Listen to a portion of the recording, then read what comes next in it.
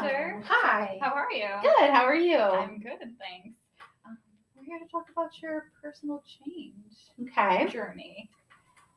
So, do you feel like your goals were met? Maybe halfway. I don't think I met them as far as I'd like to, but I definitely think I want to keep working. That's great. Do you feel like you had to alter any of your goals during this time?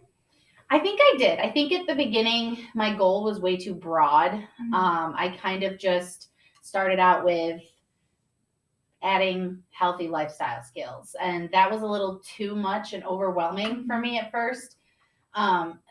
So I kind of changed it more to working on negative self-image and my relationship with myself.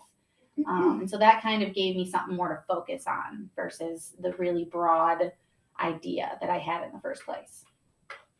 Great. What were the barriers keeping your goals as a focus, central focus? Was there any more? Yeah, I think throughout the process, so a lot of my idea was to use increasing healthy lifestyle skills in order to have a better body. And throughout that's already been kind of something that I'm working towards. But something that kind of kept me from it is I work a full-time job and I'm in school. And so, I work 8 to 4:30 or even later because I have house visits and stuff to go on. And then I'm immediately coming home and doing homework. And I think I let myself get in my own way of not forcing myself to get up in the morning and go to the gym or work on my positive affirmations and stuff like that. So I think I was my own barrier, so to speak, and kind of had to work through that mental block. Let's review some of those intervention strategies that you used. And why did you choose those intervention strategies? So I started out with trying journaling. Okay. That I didn't like it at all. I felt like it was a little overwhelming to sit down with everything and kind of put it on paper. So I transferred from that kind of more into like mindfulness and meditation. I got the Calm app on my phone. Yeah. And every night before I went to bed, it was kind of funny. My boyfriend would laugh at me. I would sit cross-legged on the floor and turn it on, and I'd listen to kind of like a guided meditation because they have ones on there for like positive thoughts and image. So it was talking you through thinking about how your chest feels in this moment and how your legs feel. Yeah. So that was really more helpful for me than the journaling. Okay. It was more like an internal journal instead of writing it all down. I was just kind of thinking it and decompressing that way. It was just overwhelming to write it all down at once on a piece of paper. I also used more mindfulness when meal times. So a big thing I've always struggled with is like portion sizes and like overindulging. So the way that mindfulness when eating kind of works is you don't have any distractions while you're eating, and you just think about like, it's weird to say, but like how good this food tastes right now, and like how does this make me feel, so that you can really know when your body's had enough, so that you're not, because I think, and this kind of goes back to like all American culture these days, like you're eating too much. So I really focused on, all right, my body's done, so I'm done. That was helpful. And I used positive affirmations in the form of like sticky notes on my mirror when I get ready in the morning. Oh, nice. So when I was like doing my hair and my makeup, I had little sticky notes that said like, you're awesome. Let's talk about your overall experience with changing this behavior. Did you gain any insights? Did you find it challenging at all?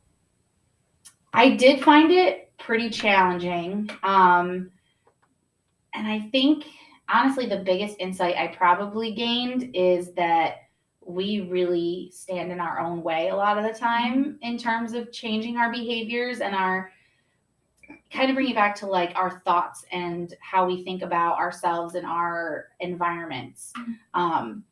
They really shape how motivated we are to change our behavior. And I think that was one really big thing that I struggled with through the whole time was like thinking about doing better instead of thinking about how it could go wrong, because that seemed to hold me back at every turn. How do you think you'd apply this knowledge in the future when you're helping others make a change? I think in my future as a social worker, it would be really helpful to think back on my own journey with it and not be so quick to judge any clients that maybe don't make their change on the first 6-7 week trial we do, like I didn't. People have to be motivated in the right way, and there's all sorts of barriers out there that I don't know about that my client might be facing. So I think it really helped almost bring some empathy to future clients that I might deal with. That's great. Also, we're going to talk about some theories that you might have integrated into this process. What theories did you use? So I used the person-centered theory and Glasser's choice theory. Person-centered theory focuses on your current feelings and experiences versus your overall behavior change. So some interventions that kind of fit with that were the mindful eating and daily affirmations, meditation stuff I did. So this really helped me listen to my body and let my natural needs drive me versus getting overwhelmed by my overall goal and where I wanted to be. That's usually what would hinder me in the past is I would focus so hard on where I wanted to be that me right now was not doing well, but I wasn't realizing it because I was like, oh, that hunter is going to be awesome. But this hunter isn't doing what she needs to do. And I wasn't realizing and recognizing that. And then Glasser's choice theory, that asserts that people have two visions in their mind, what reality actually is and what they want it to be. And behavior can be explained off of trying to diminish the difference between the two. And I think I kind of it goes with the person-centered theory in a way that before I would get so caught up with what I wanted reality to be. Yeah. Whereas this time I kind of used it to my advantage a little bit.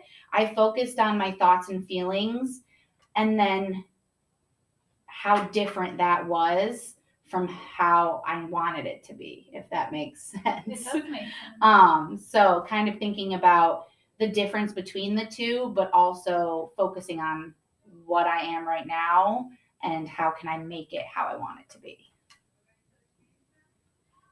Is there anything else you'd like to add about your personal change journey? Just that I definitely want to keep going. Something like this is really important to me. I've always struggled with self-image and my weight fluctuating. I had eating disorders when I was younger. So I definitely think this is an ongoing battle for me to try to make my younger self a better version. So I definitely think I'm going to keep trying in the future when it's not just for a project. Yeah, that's great. Well, thank you. Thank Hunter. you. Good.